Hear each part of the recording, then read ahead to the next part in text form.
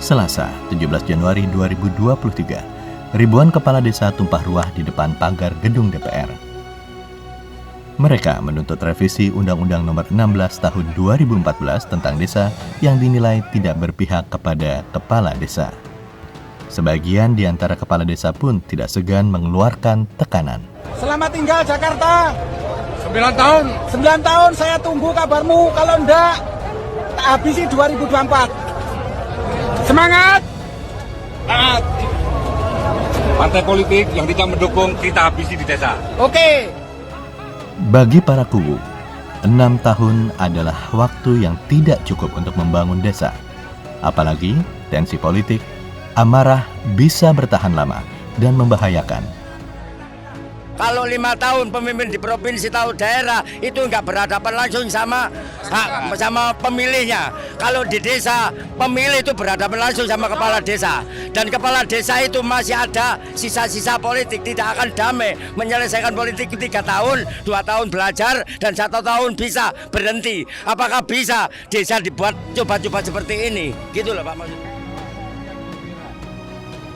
Dengan alasan konflik yang lama memudar, juga masa kerja efektif kepala desa yang tidak lebih dari 3 tahun, apakah tuntutan perpanjangan jabatan masuk akal?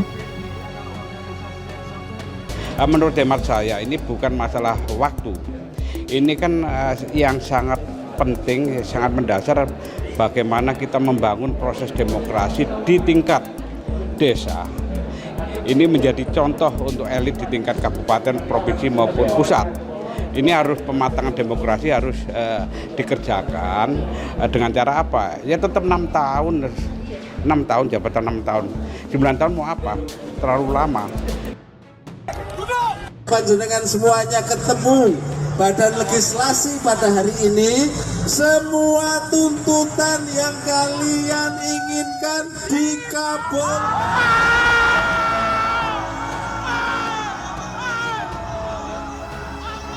Senin 3 Juli 2023, rapat pleno Badan Legislatif atau Balek DPR menyepakati 19 poin perubahan draft revisi Undang-Undang Desa. Terima kasih kepada seluruh fraksi yang sudah menyampaikan pandangan dan pendapatnya. Apakah rancangan revisi Undang-Undang Desa dapat kita setujui? Terima kasih. Tepuk tangan buat kita semua.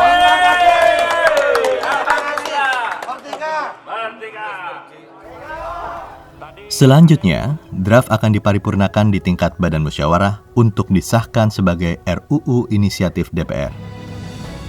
Ada 2 hal penting yang disepakati. Pertama, dana desa meningkat tajam, serta masa jabatan kepala desa diperpanjang menjadi 9 tahun. Namun, periodisasinya diperpendek. Itu terkait dengan masa jabatan kepala desa, itu sebenarnya tidak ada penambahan masa jabatan. Kalau di Undang-Undang 6 2014 itu masa jabatan kepala desa 6 tahun bisa 3 periode. 6 kali 3 sama dengan 18 tahun. Yang undang-undang baru ini revisi RUU yang di dalam RUU 9 tahun kali 2 periode, sama-sama 18. Cuman periodisasinya kita ubah supaya memberikan waktu kepada kepala desa terpilih untuk melakukan konsolidasi, karena efek pilkades, karena ini pemilihan di tingkat lokal dan sangat paling bawah, itu akses sosialnya biasanya cukup tinggi. Ya memang panas, tensinya memang panas kalau pilkades itu, dan kalau 6 tahun itu dirasa belum cukup waktunya.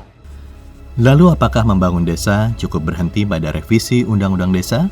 Dan apakah demonstrasi kepala desa ke ibu kota murni keinginan mereka? Ya mungkin kalau kita bicara bagaimana kita membangun desa, itu tidak hanya bicara undang-undang desa gitu ya. Undang-undang Pemda juga termasuk gitu. Kenapa saya sebut undang-undang Pemda Bapak Ibu? Kita tahu kepala desa itu sangat sentral posisinya di dalam konteks desa gitu. Tetapi kalau Bapak Ibu lihat di sisi tata kelola mulai dari pilkades, bupati wali kota itu punya peran yang sangat besar. Perda terkait dengan mekanisme pilkades kan dari bupati gitu ya. Ya kan Pak? Dari wali kota atau dari pembinaan pengawasan dari provinsi gitu ya. Semua yang terkait dengan pemberhentian kepala desa itu dari bupati. Mekanisme sengketa pilkades itu bupati ujung-ujungnya. Sehingga menurut kami peran bupati ini yang perlu kita lihat di undang-undang desa ini. Hanya kecurigaan saja, semoga enggak. Demonstrasi beberapa waktu lalu jangan sampai diinisiasi oleh para bupati gitu. Jangan sampai ya, ini kecurigaan saja gitu.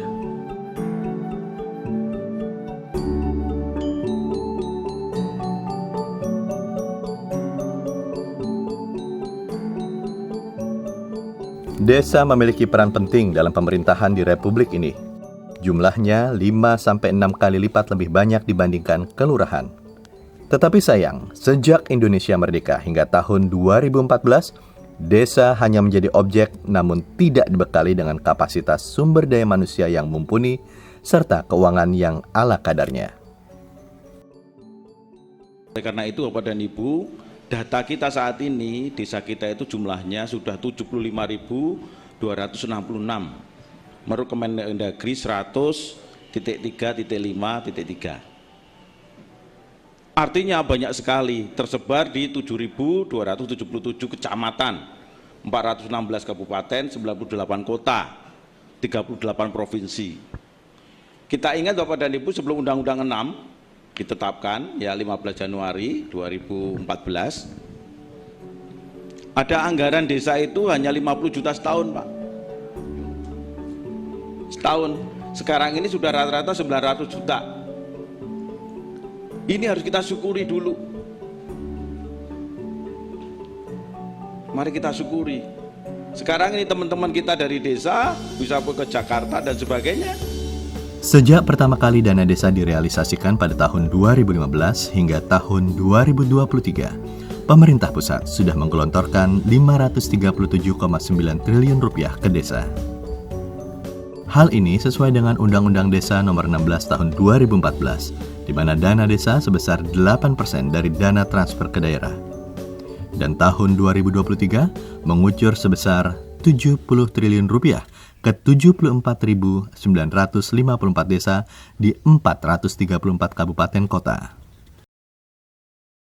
Jika revisi Undang-Undang Desa disetujui, maka uang yang diterima oleh desa akan meningkat tajam dari 8% menjadi 20%.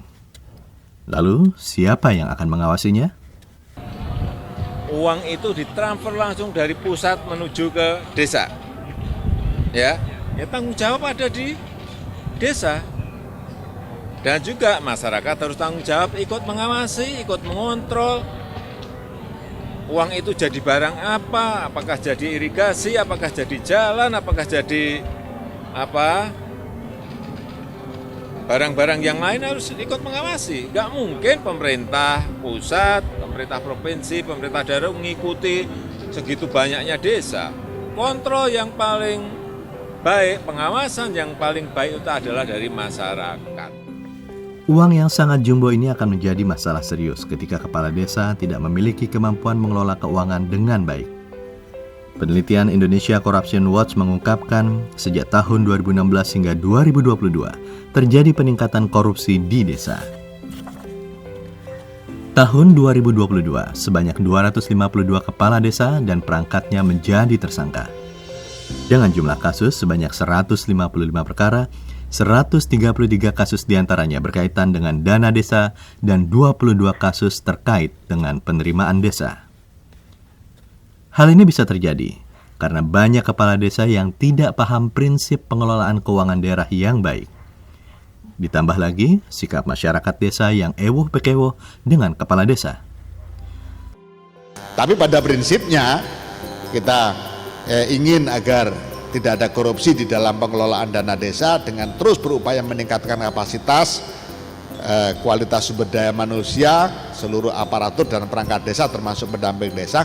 Prinsipnya sepakat dan itu memang sudah terus kita lakukan. Bahkan untuk pendamping desa itu harus tersertifikasi.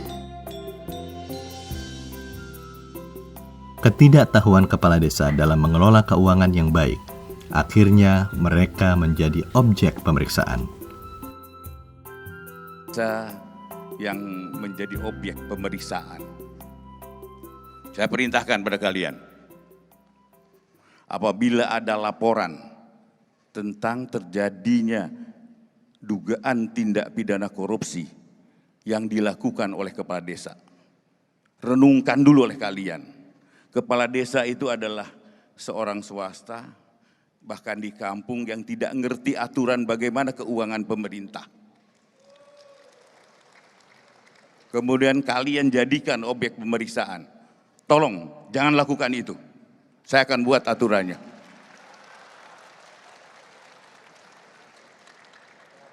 Lakukan melalui inspektorat dulu, kembalikan inspektorat dulu. Dan